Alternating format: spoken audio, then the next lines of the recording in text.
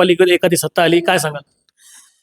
मी परभणीतल्या जनतेला खूप खूप धन्यवाद देईन की त्यांनी परभणीचा पहिला महापौर शिवसेनेचा करण्याचा अधिकार दिला. त्याबद्दल परभणीकर जनतेसमोर मी नतमस्तक होतो. आणि परभणीच्या इतिहासामध्ये शिवसेनेचा नगराध्यक्ष पूर्वी झाला, पण महापौर होण्याचा पहिला मान म्हणजे बऱ्याच दिवसानंतर आपल्याला मिळाला आहे. त्याच्याबद्दल आपण समाधानी आहोत. महाराष्ट्रामध्ये एकीकडे पूर्ण पडझड होत असताना परभणी जिल्हा हा शिवसेनेचा बालेकिल्ला आहे, हे आज आम्ही या ठिकाणी दाखवून दिलं. महाराष्ट्रात सगळीकडं बघितलं सर, परभणी जिल्ह्यात फक्त शिवसेनेला आता एखादी बहुमत मिळाली. जगात जर्मनी, भारतात परभणी, अशी परभणीकरांची मन होती, ती मन तंतोतंत खरं असते का परभणी? हा, बरोबर बसते ना. जगा जर्मनी, भारतात परभणी. परभणीचा इतिहास आहे बघा. शिवसेनेला राजकीय पक्ष म्हणून मान्यता मिळवून देणारा हा परभणी जिल्हा 1989ला पहिली लोकसभेची निवडणूक परभणीतून शिवसेनेने जिंकली. आणि त्यानंतर शिवसेनेचं धनुष्यबाण हे चिन्ह त्यावेळेस कायम झालं. आणि नंतर महाराष्ट्राचा मुख्यमंत्री ते देशाच्या संसदेचा अध्यक्ष इथपर्यंत शिवसेनेनं माणसं मोठ्या पदावर बसवली. तर त्यानंतर 1989 नंतर आता 2026 मध्ये शिवसेनेचा महापौर बनण्याची जी काही महत्वाकांक्षा होती ती सामान्य जनतेने परभणीकरांनी पूर्ण केलेली आहे.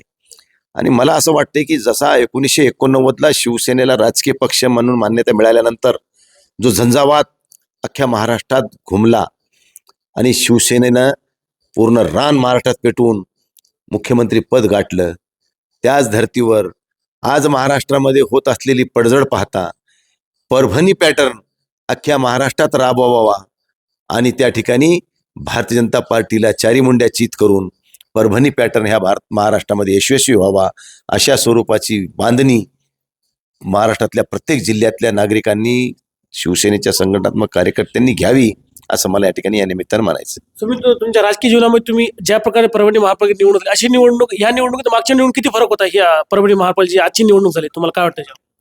नाही, मागच्या निवडणुकीत काय होतं की समन्वय नव्हता. आमचा खासदार आणि आमदार आमच्या दोघांचा समन्वय नसायचा.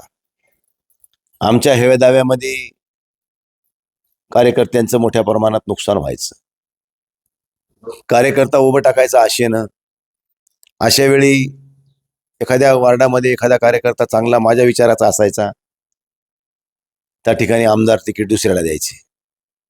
जिथे एखाद्या ठिकाणी आमदाराच्या विचाराचा चांगला कार्यकर्ता असायचा तिथे एखादं तिकीट आम्ही दुसऱ्याला द्यायचं.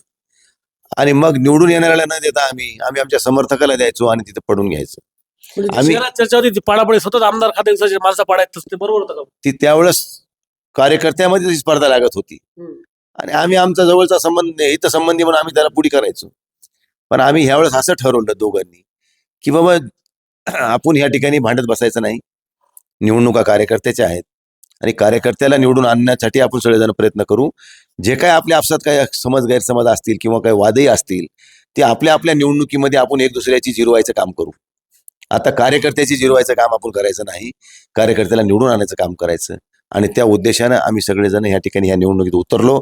आणि मला अभिमान वाटतो की आमच्या कार्यकर्त्यांनी प्रयत्नांची पराकाष्ठा केली. सगळ्या समाजातल्या लोकांनी ह्या ठिकाणी एक संघ होऊन परभणीचा महापौर हा उद्धव बाळासाहेब ठाकरे पक्षाचा व्हावा, महाविकास आघाडीचा व्हावा ही भूमिका घेऊन मैदानात उतरल्यानंतर रणसिंग फुंकल्या गेलं. आणि त्या रणसिंग फुंकल्यानंतर आज 16 तारखेला जे निकाल लागला त्यामध्ये एकूण जवळजवळ 37 ते 38 जागा 65 पैकी ह्या महाविकास आघाडीच्या उमेदवाराच्या निवडून आल्या. आणि आता इथं महापौर शिवसेनेचा आणि उपमहापौर काँग्रेसचा ही काळ्या दगडावरची रेग आहे. भारतीय जनता पार्टीच्या ग्रामीण जिल्ह्यात त्यांनी असा आरोप केला की आमदार खासदार निवडणूक 100 कोटीची उलाढाल केली, पैसे वाटले 100 कोटी. त्याला म्हणा तुझ्या मायबाबाच्या इमानदारीनं जरा तू समोर ये आणि तू इमानदारीने सांग तू किती वाटले आणि आम्ही किती वाटले तर समोर येऊ म्हणा. आम्ही पैसे वाटले असते ना तुमचा तर कधीच बँड वाजला असता आम्ही. तर तुमच्याजवळ 4 माणसं नाहीत तुमच्याकडे पैसे वाटत. तुमच्याकडे फक्त पैसे होते म्हणून 4 माणसं तुमच्याजवळ होते. फिरायला माणसं ते होते म्हणून माझ्या इमानदारीने सांग म्हणा. बरं माणसं नाही याच्याजवळ, फक्त पैसे, कोटीनच नुसते पैसे. पोलीसच्या गाडीमध्ये यांचे पैसे, ही शोकांतिका. ज्या प्रकारे या निवडणुकीत पैशाचा उद्रेक झाला तुम्हाला वाटतं का हे कितपत योग्य होतं? अरे विधानसभेला तेच झालं, काल नगरपालिकेला तेच झालं, आज महापालिकेला तेच झालं, उद्या नगर जिल्हा परिषदेला तेच होईल ना.